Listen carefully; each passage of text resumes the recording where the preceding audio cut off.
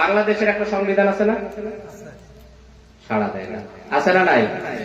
এই বাংলাদেশের সংবিধানটা কত সালে তৈরি হয়েছে? 1972 সালে। বলেন কত সালে? 1972 সালে বাংলাদেশের সংবিধান তৈরি করা হয়েছে। অনেক মানুষ রয়েছে বাংলাদেশে যে বাংলাদেশের কিছু কিছু আইনকে যে পরিমাণ প্রাধান্য দেয়, ওই পরিমাণ প্রাধান্য কোরআনকেও দেয় না। কথা বলেন ঠিক কিনা?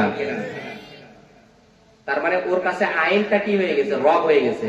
ওই আইনের প্রতি বিশ্বাস স্থাপন করে ফেলেছে।